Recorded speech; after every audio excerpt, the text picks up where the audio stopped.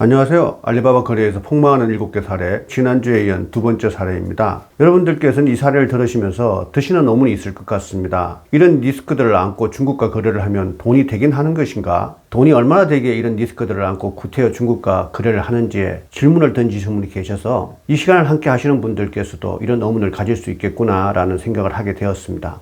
아마존, 이베이, 라쿠텐 등의 해외 쇼핑몰에 판매되는 공산품, 생필품, 의류, 생산 가전 등의 중저가 소비재들은 거의가 중국산이라고 해도 과언이 아닙니다. 중국과 인접한 한국의 중국산 의존도는 훨씬 더 높은 편이라고 할 수 있습니다. 기계류나 부품, 반제품 등의 산업자재들은 변론으로 하더라도 온라인 쇼핑몰과 오프라인 매장에서 볼 수 있는 생필품, 공산품, 의류, 소형 가전 등의 상당수가 중국산임을 확인하실 수 있습니다. 중국은 1900년대를 거치면서 글로벌 팩토리의 입지를 완전히 굳혔고 세계의 소비자들은 메이드 인 차이나의 다양함과 가성비에 길들여지고 있습니다. 그간 글로벌 오더로 덩치를 키운 중국의 제조업체들은 경쟁력을 갖춘 새롭고 다양한 상품들을 앞다투어 시장에 내놓고 있으며 인건비 상승은 있지만 여전히 기름때와 야근을 겁내지 않는 풍부한 인적 자원을 보유하고 있는 중국은 기회와 가능성이 열려있는 땅이라고 할 수 있겠습니다. 어떤 분이 제게 던지신 돈이 되는지 또 얼마나 되는지의 질문에는 이 정도의 설명으로 답이 될 것 같습니다. 글로벌 팩토리 중국에서 수익을 창출할 상품을 개발하고 생산하고 구매하는 것은 훨씬 더 많은 기회와 가능성을 확보하게 되는 것이지만 어떤 상품을 누구에게서 어떻게 생산하거나 구매할 것인지는 신중한 분석과 검토를 거쳐야만 내재되어 있는 리스크를 배제한 순조로운 항해가 될 것입니다.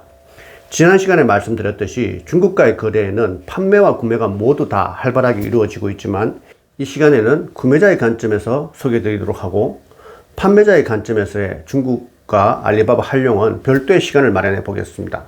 제가 이 시간에 소개해드리는 알리바바 거래에서 폭망할 수 있는 리스크들은 중국이 아니더라도 있을 수 있는 리스크이기도 합니다. 하지만 글로벌 소비자가 분주하게 찾아들고 있는 글로벌 팩토리라는 특수 환경을 가졌기도 하고 세계 인구의 20%가 거주하고 있는 강활한 대륙이기에 이런 리스크들에 부딪힐 확률은 더 높다는 것을 염두에 두셔야겠습니다. 글로벌 쇼핑몰이라고 불려지는 알리바바 플랫폼의 기업 회원은 중문 알리바바와 국제 알리바바를 통합하여 약 250만 개 기업이며 2017년 통계에서 이미 2억 5천만 개를 초과하는 상품이 등록되어 있다고 하니 중국만이 제시할 수 있는 대단한 수치입니다. 중국어에 농스 자추라는 말이 있습니다. 용과 뱀이 다 모여 있는 곳이라는 뜻으로 잡스럽고 복잡하니 주의하라는 의미로 사용되기도 하는 단어입니다. 세계인들이 몰려있는 알리바바 플랫폼은 바로 이 롱스 자추가 아닌가 합니다. 재화는 사람의 몰림이 많은 쪽으로 함께 몰리는 현상이 있는 만큼 사건과 사고도 적지 않을 것은 사전에 짐작할 수 있는 일이지 않겠습니까? 그럼 지난 방송에 이어 알리바바 거래에서 폭망하는 7개 사례의 두 번째 실전 사례를 말씀드려 보겠습니다. 영유아 제품 및 아동 제품을 전문으로 하는 한국의 모기업과 관련된 사례인데 전달의 편의상 이 기업을 미스터리라고 표현을 하겠습니다. 사업이 성장세에 있던 미스터리는 기획상품으로 어린이용 킥보드를 중국에서 제작하고자 저희 SKTC에 의뢰하여 왔습니다.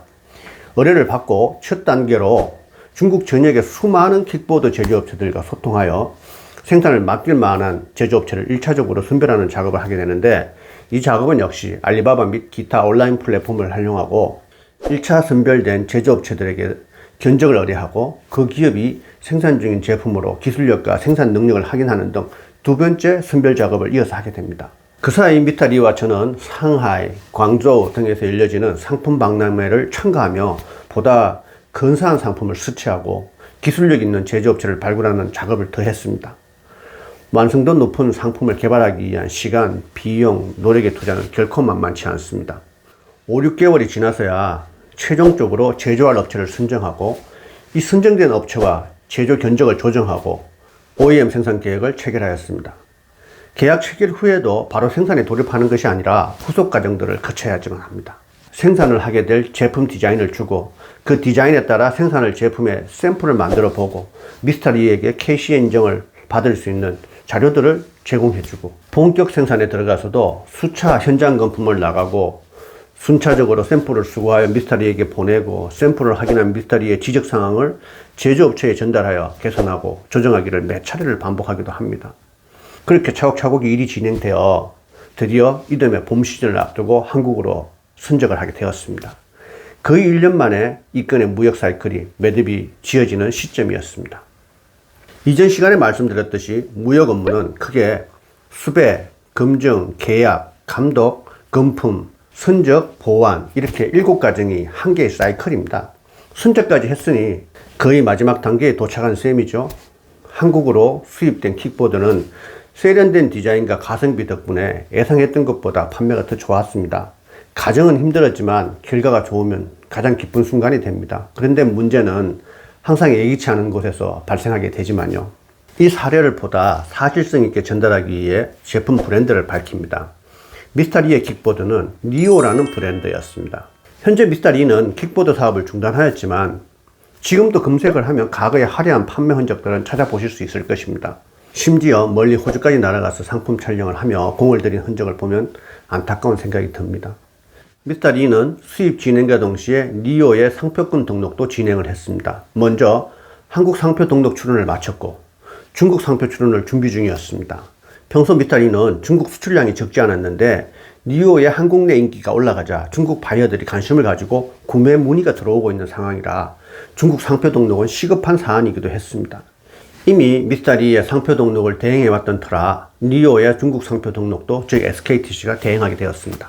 상표 출원서를 접수하기 전 상표 검색을 하니 뜻밖에도 니오라는 상표가 약 4개월 전에 중국에 출원이 되어 있다는 것을 확인할 수가 있었습니다. 더 놀라운 사실은 출원자가 저희에게 제품을 공급해주고 있는 그 제조업체였습니다. 알고 보니 이 업체는 심지어 중국 타오바오몰에서 소매 판매도 진행 중에 있었습니다. 시점을 계산해보니 이 업체는 저희 측에서 상품 디자인을 넘겨준 시점에 중국 상표 등록부터 한 것이고 한국으로 나갈 상품이 선적되던 시기쯤부터 중국 온라인 소매 판매를 시작하였던 것으로 추정이 되었습니다. 뒤통수를 망치로 두들겨 맞은 듯 기가 막히기도 하고 계약을 맺을 때부터 몇 개월 동안 수차례를 만나 식사도 하고 술도 함께 하면서 인간적으로 충분을 쌓았다고 생각하고 있었는데 인간의 탈을 쓰고 어떻게 이럴 수가 있냐는 배신감도 들고 상도덕적으로 가당키나 한 일인가 라는 허탈감, 이런 업체를 수비한 에이전트로서의 자괴감마저 심하게 들었습니다. 과연 적은 내 안에 있었습니다. 이 제조업체의 상표 출원에 대해 강력하게 항의를 하였고 변호사를 통해 상표권 반환을 요청하는 법적 절차를 밟으려 하였으나 문제는 그 당시에도 니오 킥보드를 생산해주는 제조업체였고 생산을 위한 금형과 부품을 모두 보관하고 있다는 사실이었습니다. 그 당시 미스터2는 니오를 승강기에 판매 중인 상황이라 지속적인 제품 공급은 필요했고 갑자기 다른 제조업체로 생산 라인을 변경한다는 것이 거의 불가능하였기에 법적인 제재를 가하여 감정이 상하게 하는 것보다는 차라리 지속적인 생산 오더를 당근으로 주면서 인간적인 설득으로 상표를 반환받는 방향으로 갈 수밖에 없었습니다.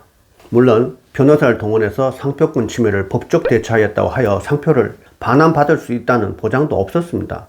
중국 현지법은 아무래도 자국민에게 더욱 관대할 것이고 풀몬이나 파리바게트, 아모레 등의 대기업들도 빼앗긴 상표를 돌려받지 못하고 있는 사례를 보아도 절대 쉬운 일이 아니었습니다. 상표권 무단 출원과 중국 내 판매에 대한 저희 측의 강력한 항의에 제조업체는 니오의 디자인에 너무 매료되었고 한국 오더에서 중국에서는 상표권 등록을 하지 않을 것 같아 자신이 등록하게 되었으며 사전에 사용 허락을 받지 않아 미안하다는 사과는 했습니다. 그리고 현재 중국에 소매 판매 중인 상품들은 모두 우리 측에서 선별해낸 불량품이며 우리 측에서 골라낸 불량품의 수가 너무 많기도 하고 불량 기준이 너무 엄격해서 상당수가 중국에서는 그냥 판매를 해도 되는 정도였기에 버릴 수도 없고 해서 중국 내수 판매를 하게 되었던 것이라고 부연 설명까지 하더군요. 공급자에겐 매정하겠지만 저희 SKTC는 대행 에이전트로서 금품 검수를 구매자의 관점에서 엄격하게 실시하고 계약서에 상세하게 불량에 대한 책임도 기재하고 있어 공급자 스스로가 생산에 각별한 주의를 기울이지 않는다면 손실을 볼 수는 있습니다. 이 제조업체는 저희 측이 요구하는 상표권 출원 취소와 판매 중지에 대한 동의는 하면서도 이미 니오 브랜드로 중국 내 온라인 판매자들에게 공급을 한 상태라 그 판매업자들과의 관계 정리와 거래 문제들을 우선 해결한 후 상표권을 반환하고 판매도 중지하겠다고 하였습니다. 그 후 차일피일 미루는 형태였지 결과는 없었습니다. 상표권 출원 취소를 해주면 상표 이용권을 주겠다고 설득을 하며 지속적인 반환을 요청하였지만 말로만 호응하였던 그 제조업체 사장은 끝내 상표 반환에 대한 약속 이행을 하지 않았습니다. 여러 번 언성을 높이고 다투어도 봤지만 그때마다 알겠다고 곧 하겠다고 하고선 한 번도 이행한 적이 없었습니다. 결국 미스터 리는 이미 중국 측 바이오와 공급 계획이 구체적으로 논의되고 있었던 니오 킥보드의 중국 수출을 포기해야만 했습니다. 한마디로 미스터 리의 니오 브랜드 중국 진출 계획은 망해버린 것입니다. 무역은 많은 과정을 거쳐야 하지만 저는 그중 계약과 금품을 가장 중요한 포인트로 꼽고 저희 직원들에게도 늘 강조를 거듭하고 있습니다. 제게는 중국 현지에서 20년 이상을 무역업만 하면서 수많은 중국인과 중국 기업들과 접촉하며 얻은 다양하고 사연 많은 경험과 교훈이 있습니다. 이 경험과 교훈들을 계약서 작성 시 조목조목 녹여 넣는데 이런 세밀한 계약 체결이 저희 SKTC의 노하우이며 무기였습니다. 심지어 저희가 작성한 계약서를 내밀면 이행이 어렵다는 이유로 거래가 무산되는 경우도 종종 있어 봤습니다. 중국 기업들이 두려워할 정도의 세밀한 계약서를 작성하는 저희 SKTC에서도 이런 경험을 한 번도 겪어보지도 못했었고 짐작해 본 적도 없었기에 이런 도용행위를 제어할 내용이 계약서에 포함되어 있지 않았던 것입니다. 짐작도 못했던 상황이었고 대비할 수 있는 일도 아니었지만 무역 전 과정을 대행했던 에이전트로서 공을 들여 만든 상표를 도용당한 미스터 리에게 무한히 죄송하고 미안할 따름이었습니다. 약 2년 후 미스터 리는 개인적 이유로 니오 킥보드 사업을 중단하게 되었지만 니오 킥보드는 현재까지도 중국 타오바오 사이트에서 판매 중에 있습니다. 물론 그 제조기업에서 여전히 생산을 하고 있겠죠. 적지 않은 발주로 수익을 제공한 구매자의 판로를 막은 천인공로의 배신자가 아직도 건재하다는 것이 여전히 화가 치밀게 합니다. 그 기회로 다시 한번 배우고 깨우치게 되었습니다. 중국과의 거래는 정말 잠시도 방심할 수가 없다는 것을 새삼 깨우치게 되었습니다. 상표권과 저작권이 중요한 재산으로 인정되는 현 시점에는 이런 사례가 얼마든지 다시 일어날 수 있을 것입니다. 한국의 파리바게트, 슬빙, 아모레, 풀무원 등 대기업 브랜드들도 부지불식간에 중국인들에게 선점당한 상태라 막상 중국 진출 시 브랜드 또는 노고를 다른 것으로 바꿔야 했던 안타까운 상황을 보아도 향후 지재권 침탈의 사례는 더욱 빈번히 벌어지게 될 것이라는 것을 다 같이 공감하고 대처해야만 하겠습니다.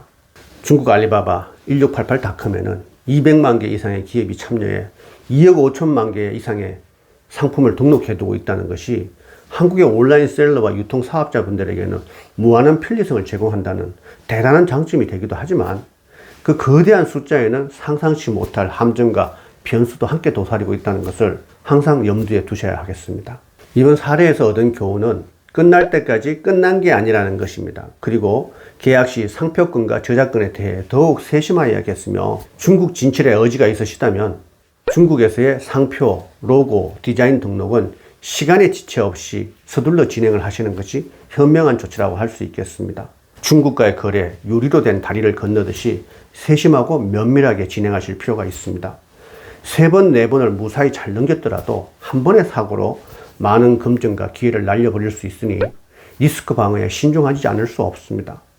지난 시간에도 말씀드렸지만 중국과의 거래에서 성공적인 결과를 원하신다면 현지 에이전트를 활용하여 노하우를 축적한 그들의 현지 컨트롤 능력과 하모니하여 보실 것을 추천드립니다. 함께해 주셔서 감사합니다. 곧 다음 사례로 만나 뵙겠습니다.